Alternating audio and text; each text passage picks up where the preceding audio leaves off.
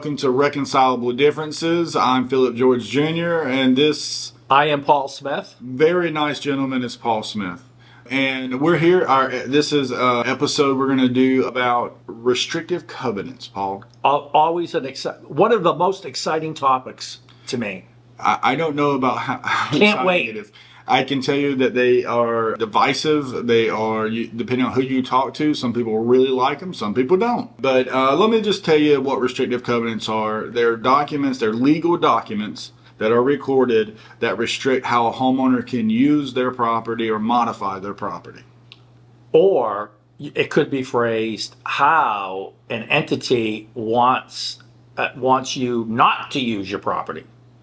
Okay. Now you're getting into some legal mumbo jumbo. Semantics. Yeah, semantics. Yeah. But I think what I said was very plain spoken, and you would agree with it? I would agree, Philip. It was plain spoken.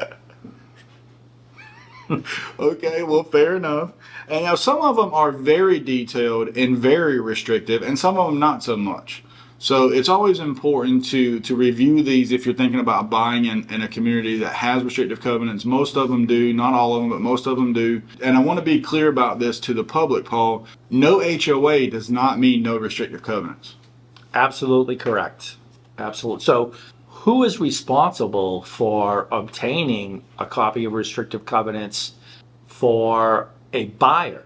I'm glad you said that because I wrote it down. It is actually, and a lot of people don't know this, it's the seller's responsibility. It literally says it in the paperwork as a responsibility of the seller to provide these documents. Now, sellers are not always tech savvy. They're not always up to date. So we do try to help them out where we can.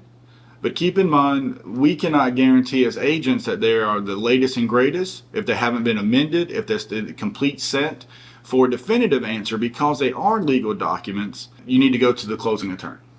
Well, that's the slippery slope we get into as listing agents. All right, the offer to purchase says seller is going to be responsible for providing a copy, but you want to provide the copy that is certainly up to date and most applicable to the property you're selling. That's right. So, we know how to get copies of restrictive covenants, but if there's a question about whether this is the most current, most applicable, first I would go to the HOA themselves or the management company, because oftentimes they'll provide you a copy of it. If they can't, I would ask an attorney to get it for me. To pull it. So that it doesn't seem like you or I are practicing law. That's right. By obtaining the document from the Register of Deeds in whatever county the property is and saying, this is the restrictive covenants for this home. Yeah. We got to protect ourselves to some extent and protect our sellers. I agree. If we're on that side. All right. Well, like I said, we know how to get them. We know how to get them. and anything I share, I always put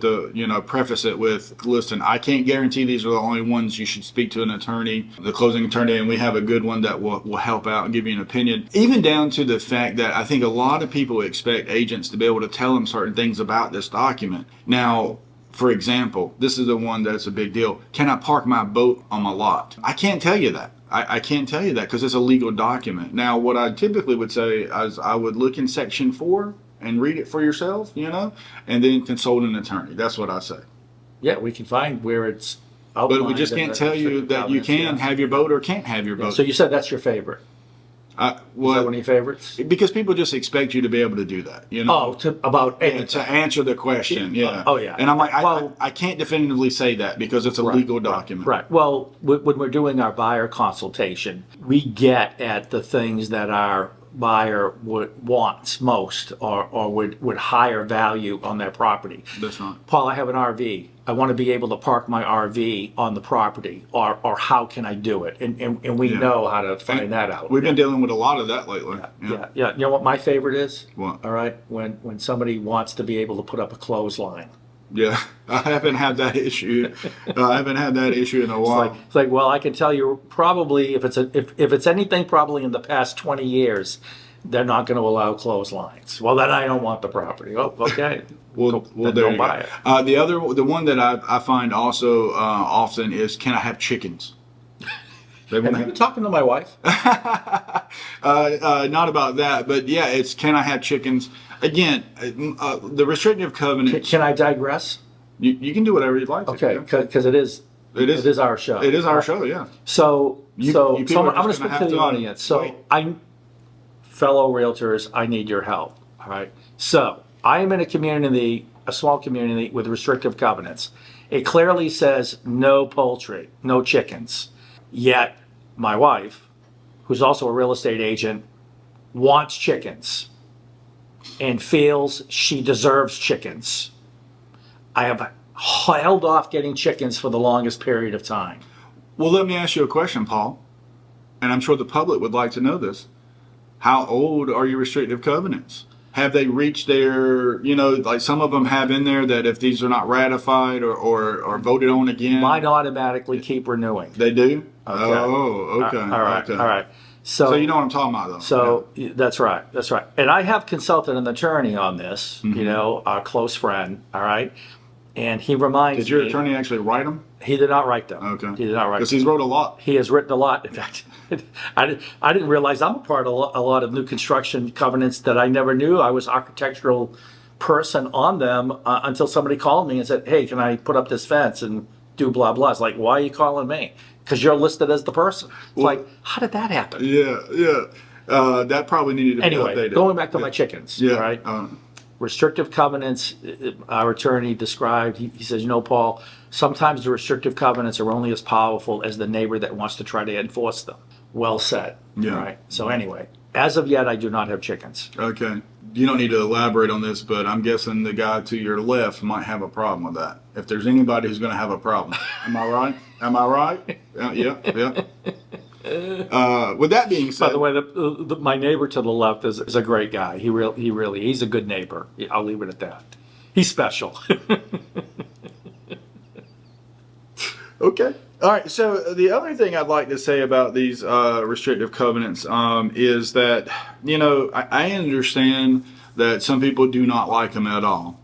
But just as many people don't like them that do like them, meaning they're designed to keep uniformity and honestly property values, because if your neighbor's not taking care of their house, they're not maintaining their yard, they're not maintaining that, it will affect curb appeal. It affects overall value in the neighborhood and desirability of the neighborhood. So that's really what they're there for.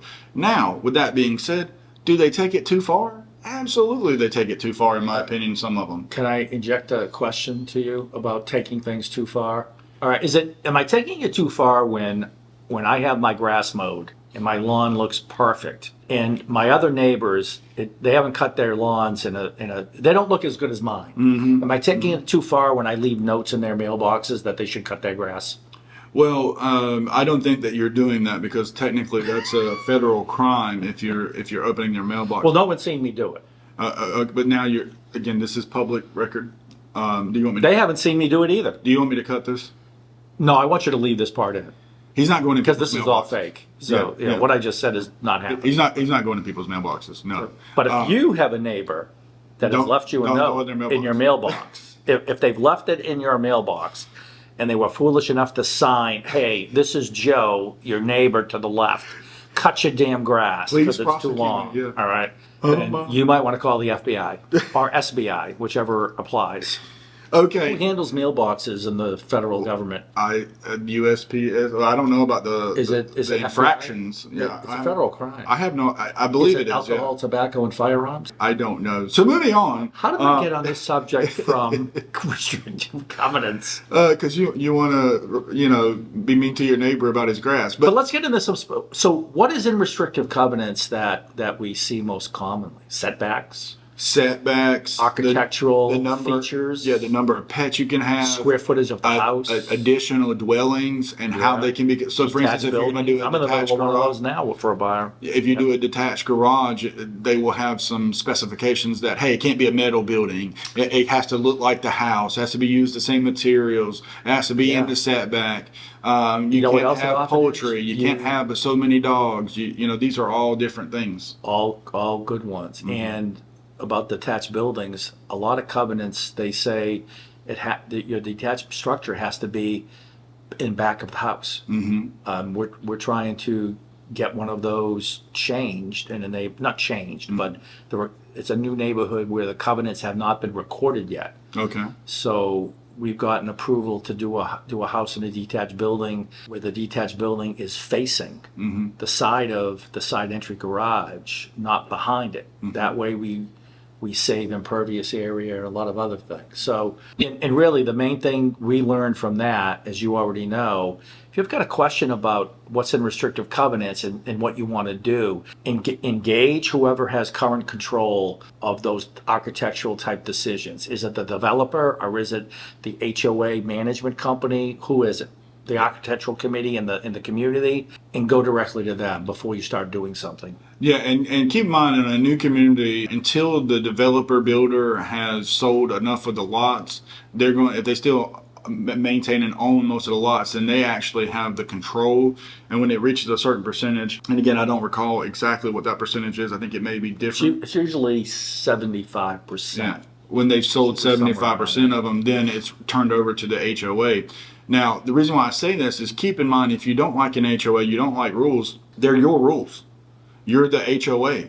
You guys, the homeowners, can vote and amend and change and get rid of anything and everything in there that you want to once you have ownership of those covenants. Now, again, I think some of them are pretty restrictive. Like, I know there's one that they will fine you if your garage door is up. And it's like, well, that's what Saturdays are for. You pop the garage, you're tiddling around in there. I'm safe with that one. Yeah. Because my garage door opener is not working at the moment. I have to get it replaced. Yeah. But anyway. I like Wake garage door for that. Yeah. I think you gave. Is that Aaron? Yeah. Oh, he's a great guy. Yeah. You gave me him. Yeah. He's excellent. If you need a Wake garage door guy, is it Wake County garage door? Is that what it is?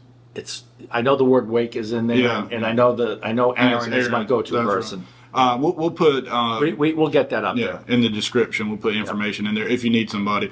With that being said, it can be restricted, but it also can be, like I said, a way to protect. And again, review them. Make sure that you understand what's in them. That way, you know if you're going to be happy in that community. Okay. One that's become more important as our investor population has grown is am I able to do rentals? Yes. Or is there a rental cap? Yes. And we need to find the answer to that out, whether we're on the buyer side, in my opinion, or the listed side.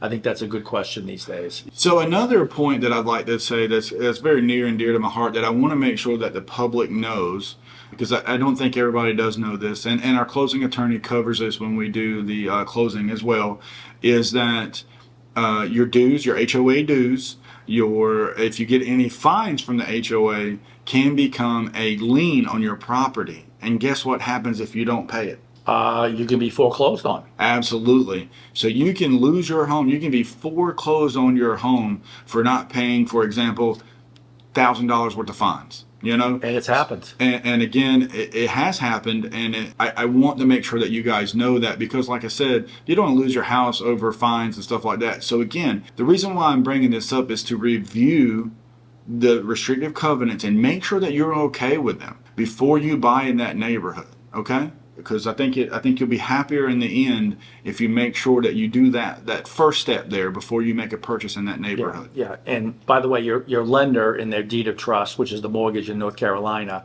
they clearly say that if there are HOA dues or fees you have to pay, then you have to pay them. Otherwise, you could be in default with your mortgage. That's right. So again, they're protecting their interest by putting it in your mortgage verbiage, if you would. And I say, for those that are complaining about their HOA, they're very unhappy with their HOA, they're getting fines for things that they think are silly.